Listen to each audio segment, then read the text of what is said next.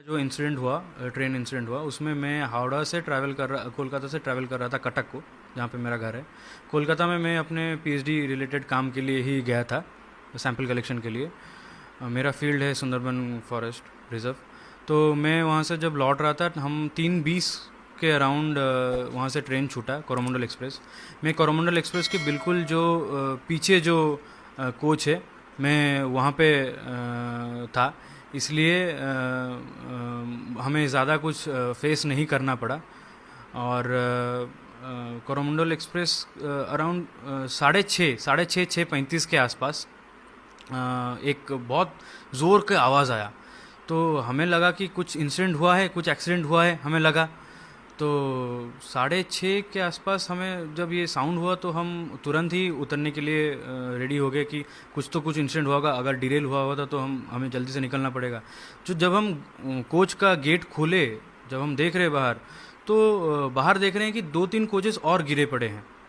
ये जो कोचेस थी, यहाँ से लगभग 250 से 300 लोग वहाँ पे थे, और वो सब निकल के हमें मदद के लिए बोल रहे थे। हमें ये नहीं पता चला कि ये जो कोचेस है, ये हमारे ट्रेन के कोचेस है या फिर किसी और ट्रेन के कोचेस है।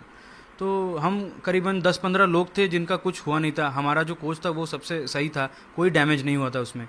तो जब उस कोच के लोग आके मदद के लिए मांग रहे थे, तब हमें पता चला कि वो सारे कोचेस थे यशवंतपुर एक्सप्रेस के लिए, जो हावड़ा जा रही थी। तो तब पता चला कि अच्छा, नहीं, हमारी ट्रेन का कुछ नहीं हुआ है, दूसरे ट्रेन का कुछ हुआ है। ऐसे में तुरंत ही हमने वहाँ पे इमरजेंसी सर्विसेज को कॉल लगाया और पुलिस को भी फ़ोन लगाया। इसी बीच में वहाँ पे हम जो लोग तकलीफ़ में थे उनको पानी वानी दिया। फिर जो बेडशीट है रेलवे का, उसको हमने चीर के एक मेकशिफ्ट बैंडेज बना के बैंडेजेस कराए लोगों के, क्योंकि सारे लोगों का बहुत ज़्यादा खून निकल रहा था। किसी का सर फटा हुआ था, किसी का हाथ कटा हुआ था। ऐसे ऐसे में जितना हो सका हमने मदद की। अब क्या होता है कि जब एम्बुलेंस सर्विसेज आने लगते हैं, एम्बुलेंस हमारे तरफ ना आके हमारा जो कोरोमंडल एक्सप्रेस था, क्योंकि मैं पीछे था, कोरोमंडल एक्सप्रेस के जो सामने की तरफ है, जहाँ पे सामने उस तरफ जा रहे हैं एम्बुलेंसेस। अब हमें ये नहीं पता चला कि एम्बुलेंस अगर आ रही हैं तो यहाँ पे एक्सीडेंट हुआ है, वहाँ पे क्यों जा रहे हैं। हम धीरे धीरे करके 4-5 लोग आगे की तरफ बढ़ने लगे। तब हमने देखा कि कोरोमंडल एक्सप्रेस का तो और भी ज़्यादा हालत ख़राब था। अब क्या हुआ था कि कोरोमंडल एक्सप्रेस जो है वो किसी कारणवश डिरेल हो गया था। अब डिरेल होने के बाद बगल में एक लूप ट्रैक होता है जो कि डिफंक्ट होता है, इनएक्टिव होता है। वहाँ पे एक गुड्स ट्रेन पार्क था, तो वो गुड्स ट्रेन से जाके टकराया है। ये बात हमें बाद में रेलवे ऑफिशियल्स ने बताया कि गुड्स ट्रेन से जाके टकराया। फिर कोरोमंडल एक्सप्रेस का इंजन या फिर गुड्स ट्रेन का कोई कोच जाके बगल वाले जो यशवंतपुर एक्सप्रेस जो जा रहा था हावड़ा की तरफ, उससे टकरा गया। अब ये हावड़ा के यशवंतपुर एक्सप्रेस का जो 3 कोच था, ये तीनों के तीनों जनरल बोगीज थे। उसमें बहुत ज़्यादा कैजुअलिटीज हुई हैं।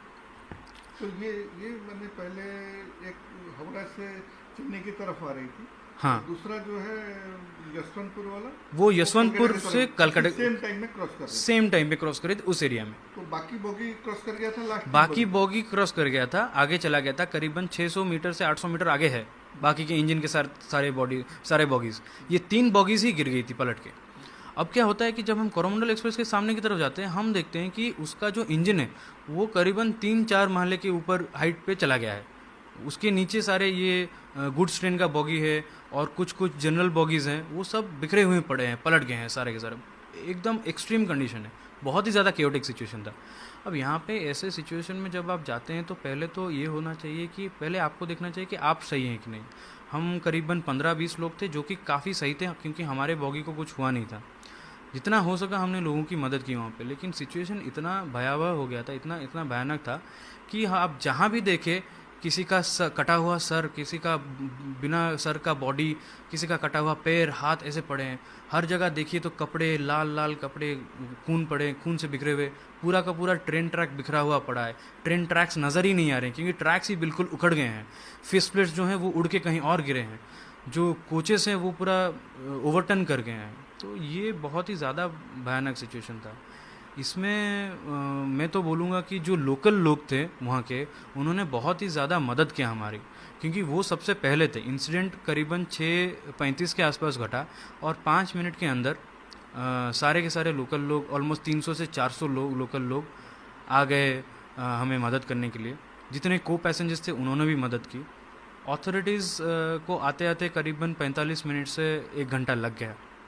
लेकिन अथॉरिटीज़ हालांकि थोड़ा लेट आई, लेकिन आते ही उन्होंने बहुत जल्दी से काम करना शुरू कर दिया और सबकी मदद करने लगे। तो आप जब वहाँ जैसे एक्सीडेंट हुआ, आपको पता चला इतना बड़ा ये वो आपके सामने हुए लाशों पर, तो आपका फीलिंग उस समय कैसा कैसा? उस टाइम पे जो कहते हैं एक एड्रेनलिन रश होता है, उस टाइम पे या तो करो या मरो का सिचुएशन ऐसे हो जाता है और अचानक से दंग रह जाते हैं, स्तंभ रह जाते हैं। उस सिचुएशन में पहले हमने देखा कि हम ठीक हैं, हमारा सब कुछ ठीक है, सामान वामान ठीक है, हमें कुछ हुआ नहीं है, तो हमने वहाँ पे जितना हो सका दूसरों की मदद करने के लिए लगा दिया और ये देखने लगे कि यहाँ से निकलने के लिए रास्ता क्या है। अच्छी बात यह है कि वहाँ पे एक रोड था जो कि हाईवे वहाँ से करीबन 600-700 मीटर दूर है, और एक रोड है जो कि इंटरसेक्ट करता है उस रेलवे लाइन को। उस रोड की वजह से ही इतने सारे एम्बुलेंस और फायर सर्विसेज वहाँ तक पहुँच सके, एनडीआरएफ की टीम इतनी जल्दी पहुँच सकी वहाँ पे।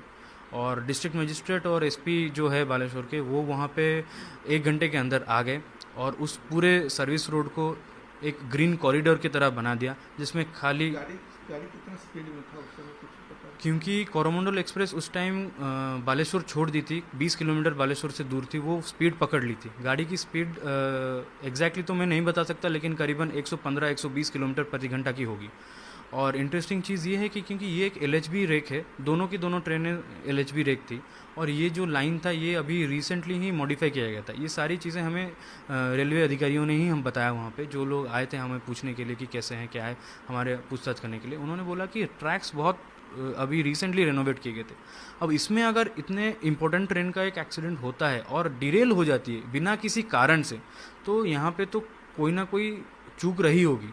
या तो चूक सरकार, मिनिस्ट्री ऑफ रेलवेज की तरफ से, रेलवे अधिकारियों की तरफ से हुई होगी, और क्योंकि रेलवे अधिकारी बोल रहे हैं कि वहाँ पे अभी अभी रिसेंटली रेनोवेट हुआ था, तो कहीं ना कहीं कोई बदमाशी की गुंजाइश भी हो सकती है।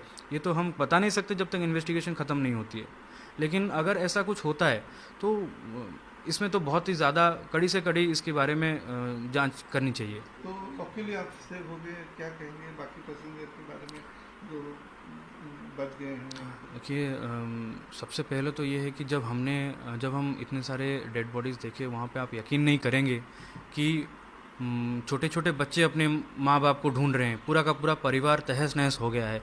किसी का हाथ कट गया। हमने एक 15-16 वर्ष का एक लड़के को देखा जो अपने बाप को लेके जा रहा था, उसका खुद का सर फटा हुआ था, खून निकल रहा था, उसके पिताजी का हाथ कटा हुआ था, वो हमें हेल्प के लिए मदद के लिए पूछ रहा था। तो इस सिचुएशन में तो दया तो आती ही है। और मैं बता रहा हूँ, जब मैं पहले 1-2 घंटे में वहाँ पे जाके लोगों की मदद कर रहा था, मैं खुद देखा हूँ कि ऑलमोस्ट 200 से 300 डेड बॉडीज़ मैं खुद देखा हूँ। डेड बॉडीज़ ऐसे हालत में थे कि 40-50 मीटर दूर ट्रैक से गिरे थे, फटाक से, मतलब इम्पैक्ट इतना तेज़ था कि वो दूर जाके गिरे थे। इस केस में जो अभी का जो डेथ टोल आ रहा है 250-300 के बीच में बोला जा रहा है सरकार की तरफ से, ये आई एम सॉरी लेकिन ये बढ़ने की इसकी गुंजाइश है। डेथ टोल बहुत ज़्यादा जाएगी। तो ऐसे में तो मैं जितने फैमिली मेम्बर्स हैं, जिनके फैमिली मेम्बर्स का डेथ हुआ है या फिर इंजर्ड हुए हैं, उन सबको मेरी तरफ से कॉन्डोलेंसेस है। और ऐसे में सरकार एटलीस्ट इतना तो करना चाहिए कि ये जो 300-400 लोग मरे हैं, इनके जान के खातिर ढूंढना चाहिए कि एक्चुअल में रीज़न क्या है और जिसकी गलती है। लेकिन इतने लोग, ज़्यादा जो लोग मरे हैं, इसका कारण क्या है? जो जनरल बोगी था सब, जो सामने की तरफ जितने थे वो सारे जनरल और स्लीपर बॉगीज थे। अब इम्पैक्ट इतना तेज़ हुआ था, हालांकि हम इतने पीछे थे और हमें ज़्यादा साउंड पता नहीं चला, लेकिन सामने के जो जनरल बॉगीज थे उनमें लोग तो यूजुअली ओवर क्राउडेड होते हैं। और इंटरेस्टिंग चीज़ ये है कि ये जो कोरोमंडल एक्सप्रेस है, ये यूजुअली बालेश्वर की तरफ जो वर्किंग लोग होते हैं वो शाम का ट्रेन ये वाला ले लेते हैं, जनरल बॉगीज़ में चढ़ जाते हैं, ताकि उनका घर भद्रक होता है, कटक होता है, भुवनेश्वर, वहाँ तक वो जनरल बॉगीज़ में आ जाते हैं। ये इसलिए बहुत ज़्यादा क्राउडेड होता है जनरल और स्लीपर बॉगीज़।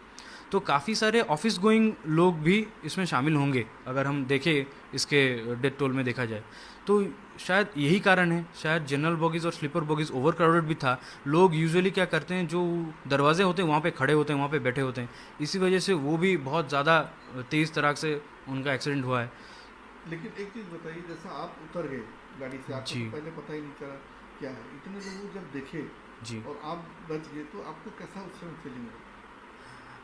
सबसे पहले तो एक डर आता है, हमेशा डर आता है, लेकिन पहले आपको ये देखना है कि ऐसे सिचुएशन में जितना कामली और पीसफुली आप पेशेंट होके अपना पहले ध्यान देख लीजिए। अगर आपका कुछ नहीं हुआ है तो दूसरों की मदद कीजिए।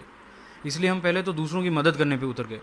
अब दूसरों की मदद करते करते जब अथॉरिटीज़ आ गए तो हमें पता चला कि चलिए अब अथॉरिटीज़ ये इस काम संभालेंगी। तब हमने ये देखा कि हम यहाँ से कैसे निकले, और निकलने के लिए पुलिस ने हमारी बहुत सहायता की है, लोकल्स ने हमारी बहुत सहायता की है। तो एक वहाँ डर, पे आप कैसा है?